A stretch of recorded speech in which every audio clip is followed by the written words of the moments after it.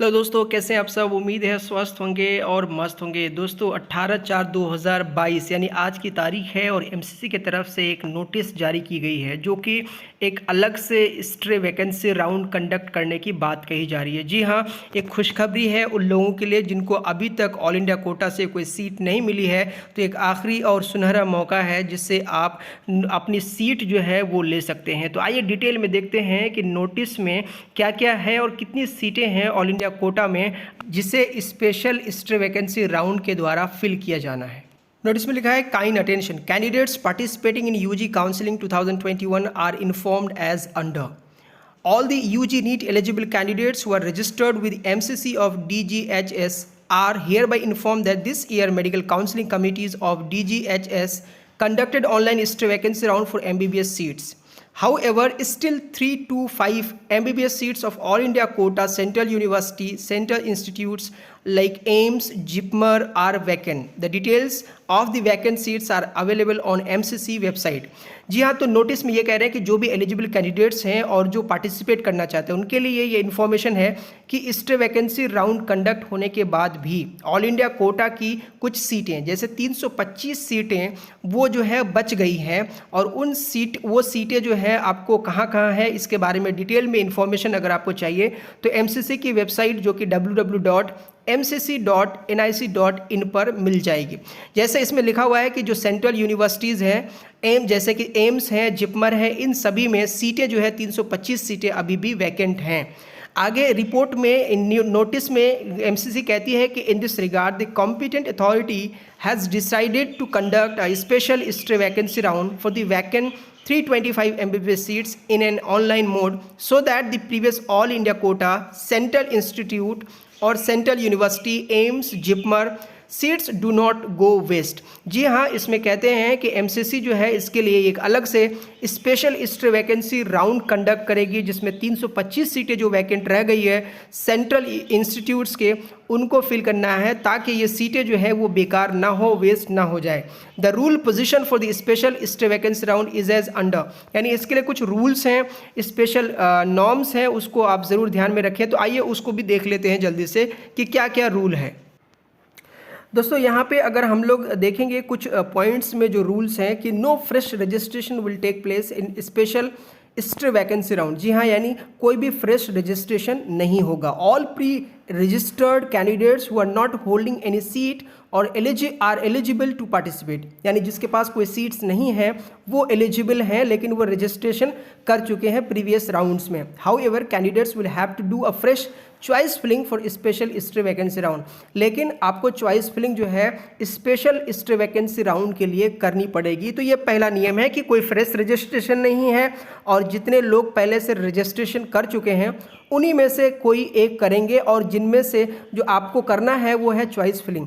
जो दूसरा रूल है वो है all registered candidates irrespective of their category are required to pay a refundable security deposit of 50,000 for participation in a special stray vacancy round. The refundable security deposit of candidates do not join the seats allotted to them in a special stray vacancy round will be forfeited. जी हाँ, ये बड़ी important बात है जो आपको ध्यान में रखनी। irrespective of categories, यानी आप किसी भी कैटेगरी से हैं ये मैटर नहीं करता है। आपको 50,000 रुपये का सिक्योरिटी डिपॉजिट जो है जो कि रिफंडेबल होगी उसे आपको जमा करना पड़ेगा। और आपको यदि कोई सीट मिलती है और आप रिपोर्ट नहीं करते हैं, दूसरे शब्दों में अगर आप सीट नहीं लेते हैं स्पेशल राउंड के बाद भी तो वो 50,000 रुपये आपके जब्त कर लिए जाएंगे। ये इंपॉर्टेंट पॉइंट है, आपको ध्यान रखना है। और नेक्स्ट जो पॉइंट है वो candidates are not holding any seat either in all India quota और state quota are eligible to participate in special stray vacancy round. यानी जो दूसरा मौका आपको मिल रहा है वो ये है कि जो स्पेशल स्ट्रे वैकेंसी राउंड में जो आपको स्पेशल स्ट्रे वैकेंसी राउंड में जो आपको पार्टिसिपेट करना है इसमें सिर्फ वही लोग करेंगे जिनके पास ना तो ऑल इंडिया कोटा के तहत कोई सीट हो और ना ही स्टेट कोटा के तहत कोई सीट हो। तो ये दोनों इंपॉर्टेंट पॉइंट है जो आपको याद रखना है। यदि कोई सीट है आपके पास तो फिर आप एलिजिबल नहीं होंगे स्पेशल स्ट्रे वैकेंसी राउंड के सीट के लिए। वो कैंडिडेट्स जिनको सीट अलॉट होती है स्पेशल स्टे वैकेंसी राउंड में, तो उन्हें will have to report the allotted institute and join the seat with their original documents. यानी अगर आपको सीट अलॉट हो जाती है तो आपको ओरिजिनल डॉक्यूमेंट के साथ जो है वो अलॉटेड इंस्टीट्यूट में रिपोर्ट करना है within a time frame. Candidates participating in special round will have to furnish an undertaking with respect to allotment of seats at the time of choice filling on MCC portal as under. यानी एक आपको undertaking fill करना है जब भी आप participate करेंगे special round जो स्टे वैकेंसी राउंड के होने हैं। तो ये इंपॉर्टेंट बात है, इसको आप जरूर पढ़ें। जैसे कि लिखा हुआ है इसमें, I agree to participate in the special stay vacancy round of NEET UG counselling 2021। I affirm that I am not holding any seat in the previous rounds of NEET UG counselling 2021 of all India quota. Undertaking में आपको जो है बताना है कि हमारे पास कोई seat नहीं है, चाहे वो ऑल इंडिया कोटा से हो या स्टेट कोटा से हो।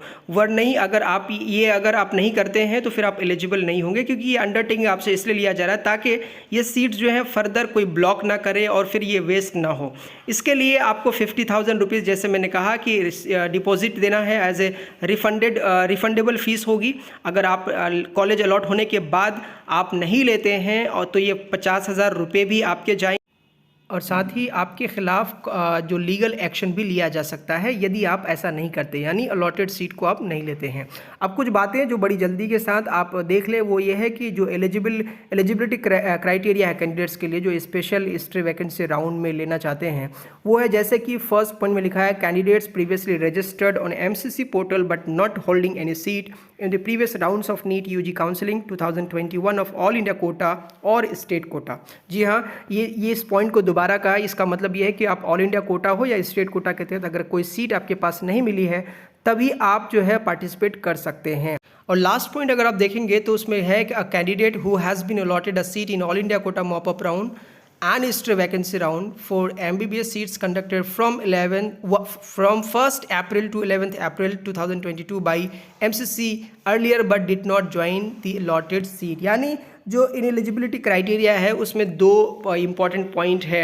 वो ये कि अगर आपको मॉप अप राउंड में या स्टे वैकेंसी राउंड में आपको सीट मिली है लेकिन आपने ज्वाइन नहीं किया, जो कि कंडक्ट किया गया था 1 अप्रैल से 11 अप्रैल तक, तो और उस वक्त आपको सीट मिली लेकिन आपने ज्वाइन नहीं किया, तो भी आप एलिजिबल नहीं हो सकते हैं। ध्यान रहे, ये इम्पॉर्टेंट है आपके लिए। यदि आपको पहले सीट अलॉट हुई है और आप जो है वो सीट ना लेकर छोड़ दिया है तो फिर आप ये स्पेशल स्टे वैकेंसी राउंड में एलिजिबल नहीं होंगे। तो ये इम्पॉर्टेंट नोटिस है एमसीसी की तरफ से, आज ही की नोटिस है। इसीलिए वो लोग जिन्हें अभी तक कोई सीट नहीं मिली है और वो चाहते हैं कि इस साल यानी 2021 के सेशन में जो है वो एडमिशन ले ले MBBS के लिए, तो वो ज़रूर अपनी काउंसलिंग कराएं। चॉइस फिलिंग दोबारा से कर लें आप, रजिस्टर तो ऑलरेडी आप होंगे ही।